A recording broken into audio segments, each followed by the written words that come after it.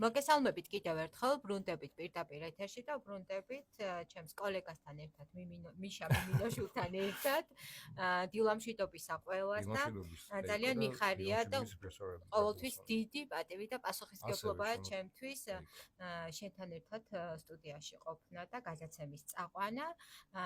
დღეს ჩვენ შევარჩიეთ თემა, რომელიც მიშას და მეც ძალიან გვიყვარს. ეს არის ზაფხულში წასაკითხი წიგნები. მგონია რომ ყველა დროს აქვს თავისი წიგნი და ყველა წიგნი მოდის იმ დროს, როდესაც ადამიანისთვის არის ეს საჭირო და მნიშვნელოვანი. ნამდვილად, თეიკო, იმიტომ რომ წიგნი თვითონ მოდის ხოლმე მკითხველთან. ეს არ არის უბრალოდ აფორიზმი, ეს ნამდვილი ფაქტია, იმიტომ რომ წიგნი მოდის მაშინ, როდესაც შენ ის გჭირდება და ამ პირიქით წიგნს საჭირდება, იცით რატომ? იმიტომ რომ ავტორმა დატოვა დაუშვათ თავისი აზრი, მაგრამ შენ საკითხული წიგნიდან გამოგაქვს რაღაც აზრი და შესაძლოა ვიღაცა ადამიანთან შეხვედრისას რომელიღაც ფრაზა ამოგივარდეს, ამოგიტივტივდეს და იმ ფრაზამ ძალიან ძირეული მომენტი შეასრულოს იმ ადამიანის ცხოვრებაში, ვისთანაც შენ კონტაქტი გაქვს. ანუ წიგნები როგორც ადამიანები, ჩემთვის აი ესეთი რაღაცნაირად რო არ ზედმეტ სიღრმეებში რო არ შევიდეთ, მაგრამ აი რაღაცნაირად გავაგრძელებ შენს მოსაზრებას, რომ წიგნები როგორც ადამიანები ჩვენ ცხოვრებაში იმ დროს მოდიან, როდესაც ეს არის საჭირო და მნიშვნელოვანი. და ეხლა იცი რა, ეხლა ზაფხულის ჩვენ ვართ მზად ამ ყველაფრის მისაღებად, რაც რაღაც უცებ წარმოვიდგინე თავი მოწაფეთ, რომელიც მოუთმენად ელოდება არდადეგებებს და რა წიგნი ის წიგნი ხო, და ის წიგნი, როდესაც შენ ერთი სული გაქვს, რომ გაინავარდო შენს მეგობრებთან ერთად სხვა იქნება, ეს ტყე იქნება, ფეხბურთი იქნება თუ ასე შემდეგ, მაგრამ იცი რა, ცოტათი რთულია, თეიკო, განსაზღვრა ის ზაფხულის საკითხავი წიგნები, ხო? მე მაინც დავიწყებ იმ წიგნებიდან, რომელიც მაგალითად დავიწყებ თუნდაც, რატომღაც ჩვენ გვავიწყდება ახლობლები, თუნდაც აი ის ადამიანები, რომელსაც ყოველდღე ვხედავთ, მე მინდა შენი წიგნიდან დავიწყო. ერთი წლის წინ შენი არა, სხვათა შორის ძალიან საინტერესო ზაფხულის თემასაც უხდება აფრენამდე დარჩა 5 წუთი, ხო? მე ვესწრებოდი ამ პრეზენტაციას, მოვისმინე ძალიან კარგი ადამიანების შეფასება ამ წიგნისა, წავიკითხე რა თქმა უნდა ეს წიგნი და მინდა გითხრა რომ შენ იყავი ჩემი აღმოჩენა. იმ წელს, იმიტომ რომ სულად მოულოდნელი თეიკო დავინახე და მართლა რაღაც ფრანსუა საგანიც იყო, ანა გავალდაც იყო და ამ დროს ყველაფერი იყო შენმიერი და ქართული. ძალიან დიდი მადლობა ამ სიტყვებისთვის, ჩემთვის ძალიან მნიშვნელოვანი არის შენი შეფასება. დიდხანს რო არ გავაგრძელო, უბრალოდ ვიტყვი, რომ ეს არის მართლა ის წიგნი, რომელიც უხდება დასვენებას, უხდება შესვენებას, როდესაც გადისტანცირდე ცოტა ადამიანებს გჭირდება ხოლმე და რაც თავარია შებულებით დროს წასაკითხი წიგნია. მე შენი წინა სიტყვაობა მინდა მსმენელს გავაცნო უცნობებს, რომლებიც შეხვდნენ და მეგობრები გახდნენ, უძღვნი მეგობრებს, რომლებიც გაქნენ და უცხოებად იქცნენ. ძალიან მარტივი და ძალიან აბსოლუტურად მართებული სიტყვებია. იმიტომ რომ მოგზაურებაში ესეც ხდება და ის 5 წუთი გაფრენამდე მართლა აეროპორტი რაღაცნაირად ისეთი ადგილია, სადაც თითქოს დრო ჩერდება, ხო? არც წარსული მიტოვებულია, მომავალი არიცი როგორი დაგხვდება და ხარ რაღაცნაირად მუდმივ მოლოდინში. შეხვედრებსა და განშორებებზე და ადამიანურ ურთიერთობებზე უდიდესი მადლობა შენი სიტყვებისთვის, ჩემთვის როგორც ავტორისთვის ეს არის ძალიან მნიშვნელოვანი, მაგრამ შეხვედრებსა და განშორებებზე ახსენე ანა გავალდა, რომელიც რჩება უკვე წლების განმავლობაში ჩემს ერთ-ერთ საყვარელ ავტორად და არ ვიცი, მინდა ვისაუბროთ წიგნზე, რომელიც ვიცი რომ შენს ძალიან გესიმპათიურება, ეს არის 35 კილო იმედის, იმიტომ რომ ზაფხული, როდესაც არის რაღაცნაირად ერთგვარად იმედის, მოლოდინის პერიოდი, ხო? ასევე არის ნოსტალგიური დრო, როდესაც ჩვენ გვაქვს მოგონებები, რომელიც უკავშირდება დროს, რომელსაც ვატარებდით ჩვენს ბებიებთან და ბაბუებთან ერთად და ეს წიგნი არის უნიკალურ ურთიერთობაზე, რომელიც არის ბაბუასა და შვილიშვილს შორის და აქ არის საუბარი უპირობო სიყვარულზე და არა მხოლოდ უპირობო სიყვარულზე, არამედ იმაზე, რომ სიყვარულთან ერთად რა მნიშვნელოვანია, როდესაც ადამიანები გრძნობენ ნდობას და რა უნდა ქნას პატარა ბიჭმა, როდესაც სკოლაში ვერაფერს სწავლობს, დღიურში აქვს ცუდი ნიშნები და ამ დროს გრძნობს მხარდაჭერას ბაბუისგან, რომელიც ეუბნება, რომ შენ ეს შეგიძლია და შენ ხარ ყველაზე მაგარი, მაგრამ ეს ყველაფერი არის დაწერილი ანა გავალდას უნიკალური ენით, მარტივი ფრაზებით და ძალიან ღრმა ემოციას ეხება, რომელსაც ვერ გრძნობ კითხვის დროს როგორ მოდის შენთან. როგორც ყოველთვის ხდება ხოლმე, როცა მას კითხულობ და მე მინდა ვახსენო, რომ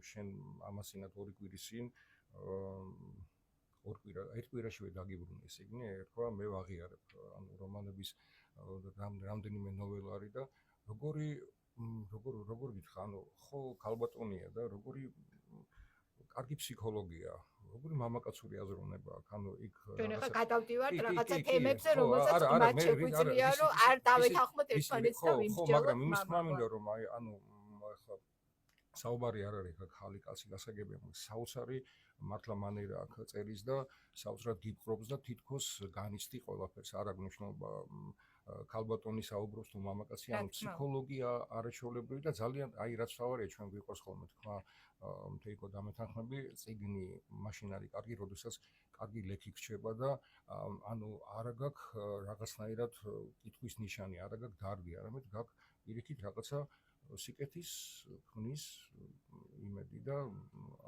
სურვილი.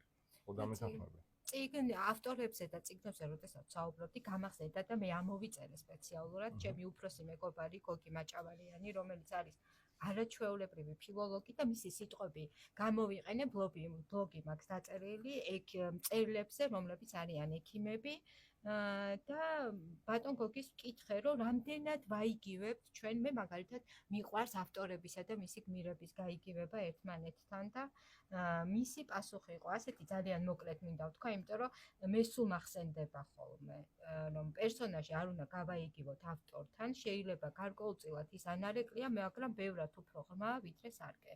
ბევრი შეიძლება ვიმსჯელოთ ამაზე. შეიძლება, რასაც ავტორი ქმნის, მისი ოცნება ან სულაც ილუზიური სამყარო არის, მაგრამ გარეთ გამოდის არა მხოლოდ ის, რაც მან იგრძნო, არამედ ის, რაც მან შეიმეცნა, რა გამოცდილება დააგროვა და რისი გაზიარება სურს. ვინ ამბობს ეიკო? გოგი მაჭავალიანი, ჩემი უფროსი მეგობარი. ძალიან კარგი და ავტორებსა და პერსონაჟებზე და მათ ენაზე, როდესაც საუბრობ, ვიცი რომ ძალიან საინტერესო წიგნების ჩამონათვალი გაქვს და მოდი გავაგრძელოთ შენი სურვილების ნუსხა. მე ვისაუბროთ შენი ნუსხის შემდეგ აი ამ სურვილების ნუსხაზე. ის არის აი მე მინდა კიდევ უჩიო ჩვენს მენელს, შენ მეგობარია მალხაც ასლამაზიშვილი, რეჟისორი, სცენარისტი და არაჩვეულებრივი დეტექტიული რომანი გამოუშვა „ქამელიონის ფერი“. ხდება ანუ ვისაც აქვს წაკითხული აკუნინის ფანდორინი ხო წარმოგიდგენია, ნუ ფაქტობრივად ეხლა ქართველი ფანდორინი შექმნა და მე ვფიქრობ რომ მალხაზი ამით არ დაასრულებს და ეს ძალიან საინტერესო იკითხება, 2 დღეში წავიკითხე, სხვათა შორის ტრანსპორტში და ვფიქრობ რომ აი ეს ქართველი მინდა მიულოცე ეს დებიუტი და მინდა თქვა რომ მაინც ეთყობა წიგნს რომ ავტორი არის რეჟისორი და ფაქტობრივად კადრებად არის ძალიან საინტერესო დეტექტივი, ისეთი ძალიან როგორ გითხრა, თან გამომწონს იცით ეიგოგი და აი სიტუაციაში რომ ძველი თბილისია ნაჩვენები თავისი დუქნებით, თავისი მუსიკით, თავისი ეტლების ჟღარუნით, თავისი შავი სამყაროთი, თავისი რაღაცა გაუგებარი ესე ბიუროკრატიული ელემენტი, აი ყველაფერი, ანუ აშკარად ეთქობა რომ ავტორი დიდხანს იჯდა ბიბლიოთეკაში და ძალიან კარგად შეისწავლა. ვფიქრობ რომ სასიამოვნო დროს გაატარებს მკითხველი მე აუცილებლად ჩემს გავითვალისწინებ და არ ვიცნობ ამ ავტორს და აუცილებლად გავიცნობ და დეტექტივების სხვათა შორის უხდება, როცა ჩვენ საუბრობთ დროსა და ლიტერატურაზე, დეტექტივების ვისაც მე მინდა შენ გამაცანი ეს ადამიანი მარიო ვარგას ლიოსა, დეიდა ხულია და ჟღაბნია, ნუ საოცარი შეიძლება ითქვას გამოგიტყდები და რადიო როგორი ორჯერ წავიკითხე, ანუ რომ დავამთავრე, პირველად მოხდა ესე რომ წიგნი დავამთავრე და არ მეყოდა თავიდან წავიკითხე, იმიტომ რომ ის სიამოვნება გავიგრძელე, იმიტომ რომ საერთოდ ლათინურ ამერიკული ლიტერატურა არის საოცარი ფენომენი. ანუ ესპანური მრავალფეროვანია, თან ესპანურზე მხოლოდ არ მაქვს საუბარი, ეს საუკეთესო თემაა, მაგრამ აი საოცარი რაღაცა ისეთი იუმორი, რომელიც ტრაგიკომედიას სავითარი, ანუ ფაქტობრივად საუბარი რაღაც ტრაგედიაზეა ლაპარაკი, მაგრამ ისეთი იუმორით გაზავებულია, რომ ამას აღიქვა ისე როგორც შეულებრივად აღიქვა ცხოვრებაში. ტრაგედიაც ხდება და ადამიანი იბადება კიდეც და ადამიანი იღუპება, მაგრამ აი ყველაფერს აი ისე კარგი ლექი დატოვა საოცარი ადამიანი აღმოჩნდა მართლა და ვფიქრობ, რომ მარიო ვარგას ლიოსა ეს სახელი და გვარი დაიმახსოვრა ჩვენმა მსმენელებმა ნებისმიერი რაც შეხვდება ქართულად მადლობა უფალს არის კარგი თარგმანები ამ ავტორისა და შეიძინონ და წაიკითხონ და ვფიქრობ, რომ ძალიან კარგ დროს გაატარებენ და კარგ ზაფხულს. აი ამ ავტორის წიგნთან დაკავშირებით მიშა მოდი კიდევ ერთი წიგნი ურჩიოთ, რომელიც ვიცი რომ შენც გაქვს წაკითხული და ასევე მოგწონს, ეს არის ცუდი გოგოსოინები, პირადი დრამა და პოლიტიკური კონტექსტი. ეს არის ისეთი შერწყმა, ისეთი ჰარმონიული სურათის დახატვა, რომელიც მხოლოდ ამ ავტორს შეუძლია. ისე იუმორი რაღაცნაირად ფაქიზი ძალიან ისეთი. და აი ეს პოლიტიკური კონტექსტი არის უმნიშვნელოვანესი, რომელიც ლიოსას შემოქმედებას ერთგვარ ხაზად დასდევს და აქ არის სიყვარულისა და თავისუფლების ძიება, რომელსაც არ აქვს გეოგრაფიული საზღვრები. იქნება ეს პარიზი, იქნება ეს ლიმა, იქნება ეს ლონდონიდან ტოკიომდე და აი ეს როგორც წიგნის ანოტაციაში წერია და დამამახსოვდა, როდესაც წიგნებს ვარჩევდი, როგორია სიყვარულისა და თავისუფლების ნამდვილი სახე. აი აუცილებლად რა ვიცი, მე მგონი საინტერესო ავტორი არის და თარგმანი არსებობს მისი და არ ვიცი, ჩემი რჩევა იქნება და რომ თეიკო, ესე გამოდის, რომ თითქმის ყველა წიგნი, რომელსაც მე ვასახელებ, შენი რეკომენდაციით არის და შენი ბიბლიოთეკიდან და არ მხოლოდ შენი ბიბლიოთეკიდან, პეტრეს ბიბლიოთეკიდან, შენი ვაჟის, ახლა ვკითხულობ მაცი ხვიტია დაამთავრეს სხვათა შორის და მეორე რომანს ვასრულებ და აქვე მინდა ვთქვა, რომ აუცილებელია აი ქართველი კლასიკოსები ზოგადად აი იცით რა არის აი წიგნი, რომელიც უნდა წაიკითხო 50 წიგნი, ხო ეს ცოტათი ისეთია, რა ქვია, არ მომწონს ესეთი შეზღუდვა, მაგრამ არსებობენ წიგნები, რომელიც მართლა უნდა წაიკითხო რა. აი მაგალითად, ეხლა როგორც იქნა ჩავამთავრე ომიდან მშვიდობა, ანუ მოვისმინე. და მინდა თქვა, რომ ყოველთვის იყო ჩემთვის ეს დიდი პრობლემა, ისე როგორც მობი დიკი რა, მაგრამ მოვისმინე ეს როგორც იქნა და ვფიქრობ, რომ როგორ გითხრა, გავიზარდე. ვფიქრობ, რომ ბევრი რამე შეიცვალა ჩემში და ბევრი, ანუ კლასიკა უნდა იკითხო რა. და ხშირად უნდა დაუბრუნდე. მადლობა უფალს ჩვენ არაჩვეულებრივი ქართველებს, არაჩვეულებრივი კლასიკოსები იყოს მიხეილ ჯავახიშვილი, ნიკოლოზ ქიფანიძე, არ ვიცი რომელი ერთ გურამჩეულიშვილი, რომელი ერთი ჩამოთვალა და სხვათა შორის ნიჭიერი ახალგაზრდა ავტორებიც არიან ძალიან ბევრი და აი თუ მოვიდა თქვენამდე რომელი ავტორი, ანუ სრული გაგიშტათ, აი დაუბრუნდით. ჩვენ საუბრობდით წიგნებთან შეხვედრების თემაზე, ხო, თავიდან. ჩვენ დავიწყეთ გადაცემა, რომ ყველა წიგნი მოდის იმ დროს, როდესაც საჭიროა, რომ შენთან მოვიდეს და ასევე არის წიგნებთან დაბრუნების თემას, დაბრუნების თემა არის ლიტერატურაშიც და ასევე როდესაც მით უმეტეს ყავს ესეთი თინეიჯერი შვილები და ისინი ეცნობიან კლასიკურ ლიტერატურას, არ ვიცი, ჩემი მოგრძალებული რჩევა არის ყოველ შემთხვევაში, ჩემ შემთხვევაში ეს არის ძალიან ემოციური ბმა, როდესაც ვცდილობ რომ წავიკითხო ის წიგნები იმ წიგს მიუბრუნდე, რომელსაც კითხულობ ჩემი შვილი და აბსოლუტურად განსხვავებულად კითხულობ. მიშა ისეთ რაღაცებს აღმოვაჩენ ხოლმე და ვფიქრობ პირველად რომ წავიკითხე, ის როგორ გამომჩა. ეთყობა მაგის მისაღებად იმ მომენტში მზად არ ვიყავი. ამიტომ კლასიკა ყოველთვის კლასიკა. ნამდვილად რა. სხვათა შორის პეტრეს დამსახურება რომ აღმოაჩინე ანტონ ფურცევაც. სხვათა შორის. და მე ახლა თინეიჯერებზე საუბრობდი შენ და პირიქითაც ხდება, მაგალითად ჩემი მეგობრის შვილი კითხულობდა ფრენკ ჰერბერტის დიუნას, დიუნი. ხო და მეთქი ვინ არის ეს ავტორი, რანაირად და ერთხელაც ავიღე და გამოვართვე ეს წიგნი და აღმოაჩინე ეს ადამიანი. აღმოაჩინე საოცარი სამყარო, აღმოაჩინე სრულიად განსხვავებული ხედვა. ანუ ეს არ არის მხოლოდ ფანტასტიკა, ეს არის წარმოიდგინე, ეს არის ცოდნა იმისა თუ ეკოლოგიური პრობლემები 60-იან წლებში დაწერილი ეს ტრილოგია, რომელიც ქართულად არის ნათარგმნი და ვფიქრობ, რომ არა მხოლოდ თინეიჯერები, არამედ ჩემი ასაკის და საშუალო ასაკის და ნებისმიერი ასაკის და ნებისმიერი გენდერის ადამიანი ისიამოვნებს აი ამ საოცარი თავგადასავალის როგორ გითხრა, ანუ სხვა სამყაროში აღმოჩნდება ინტრიგაც არის იქ რაღაცა ძალიან საინტერესო, ძალიან ღრმა არის ავტორი და დაიმახსოვრეთ ფრენკ ჰერბერტი, კი ბატონო, ფრენკ ჰერბერტი ძალიან კარგი ადამიანი და ჩემი აღმოჩენილი. ძალიან მნიშვნელოვანია ის კავშირი, რომელზეც ჩვენ საუბრობდი და როგორ ურჩევთ და უზიარებთ ხო ადამიანები ჩვენს გამოცდილებას. ეს არ არის მხოლოდ ის გამოცდილება, რომ რაღაცა მივიღე. ეს არის ის ემოციების გაზიარება ხო ერთგვარად. მე რაღაცა გავიგე, განვიცადე და მინდა რომ ეს განიცადოს ჩემმა მეგობარმა, ჩემმა ახლობელმა ადამიანმა.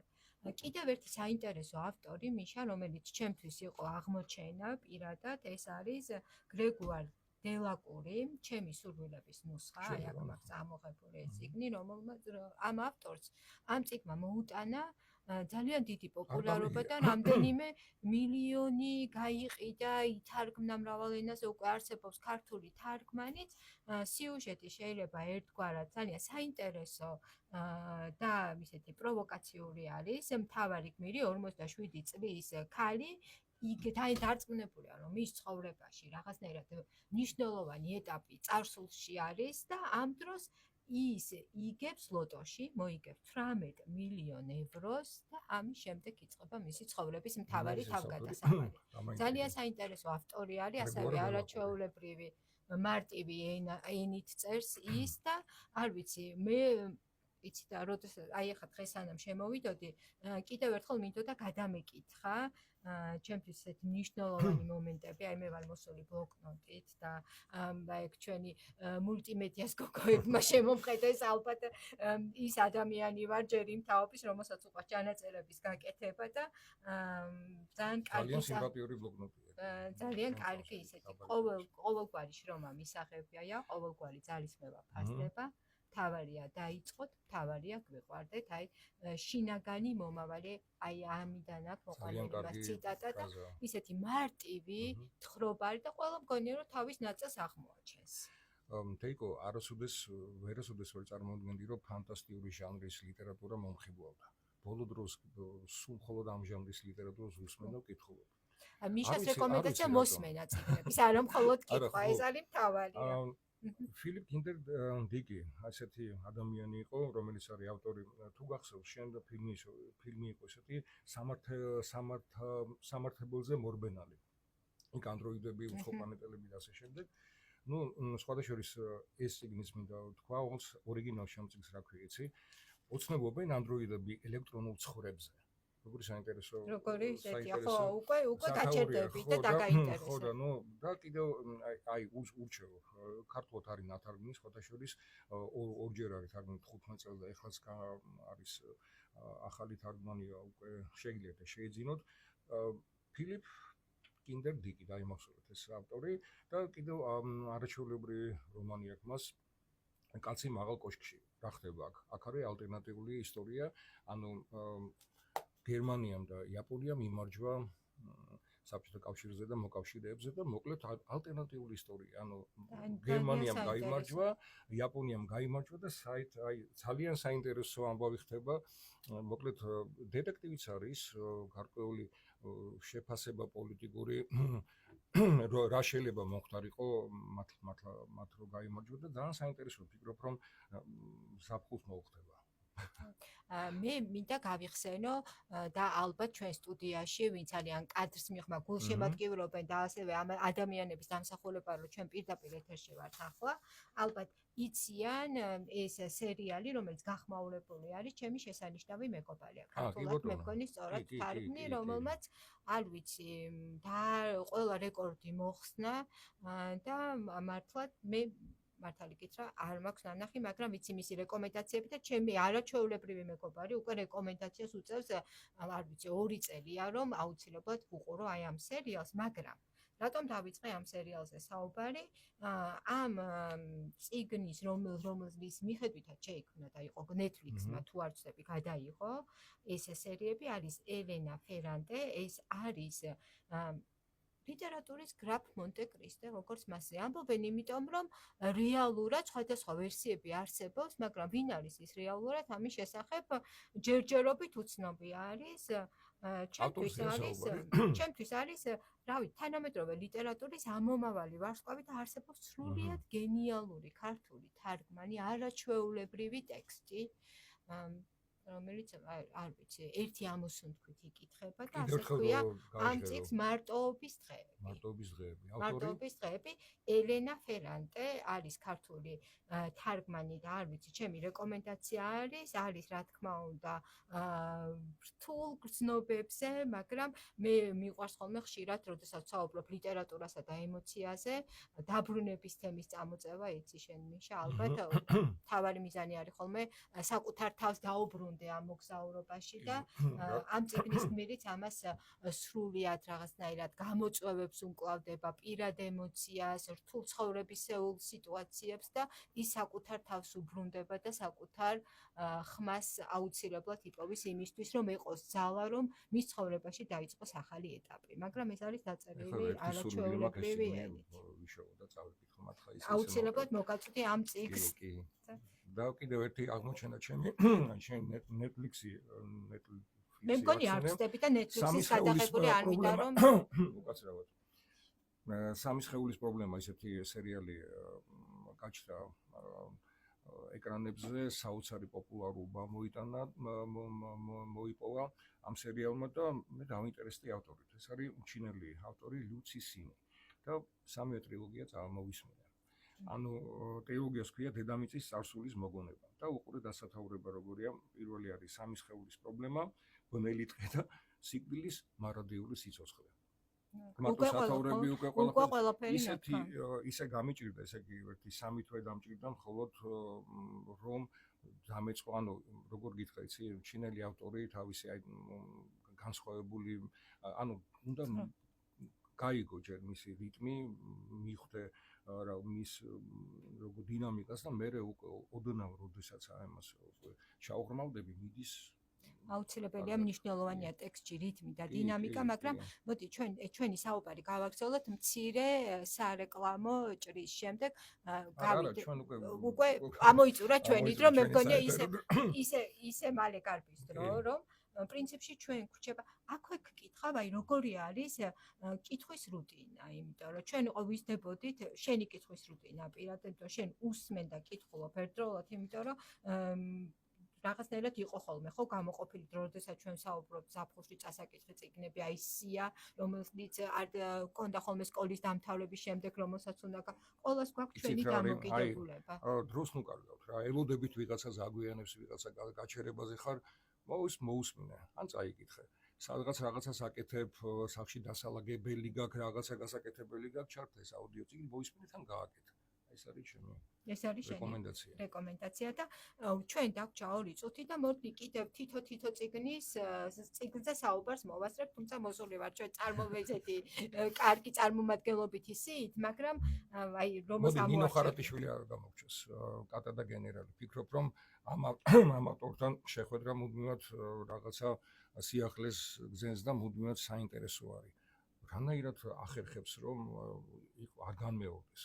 რანაირად ახერხებს რომ ახალი თემა შემოიტანოს ისე რომ არ განმეორდეს. რანაირად ახერხებს რომ ბოლომდე აი ამ ხელა წიგნი 700 გვერდიანი წიგნი ჩაამთავროს ამ დღეში. რანაირად ახერხებს ამას. ეს მართლა ის არის.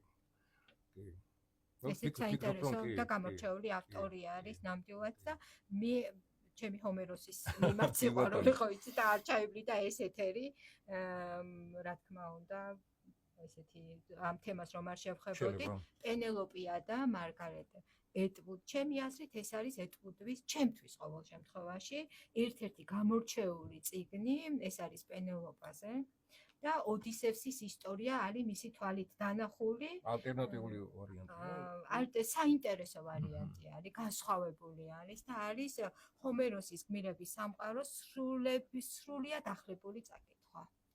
მტკივნეული, სარკასტული, ამ დროს არის საოცრად თანამედროვე, რაც ყველაზე მნიშვნელოვანია და სწორედ ამიტომაც მიყვარს ჰომეროსი, რომ ის ჩემთვის ყველა არის თანამედროვე ავტორი. ამაც აუცილებლად წავიკითხავ. მეც ასევე და ძალიან დიდი მადლობა განზიარებისთვის, როგორც ყოველთვის. ძალიან საინტერესო იყო შენთან საუბარი. და ჩვენს მსმენელებს უსურვებ ბედნიერი, კარგი ზაფხული გაატარონ და იმეგობონ წიგნებთან სული არ იქნება. ძალიან დიდი მადლობა მიშა, უდიდესი მადლობა.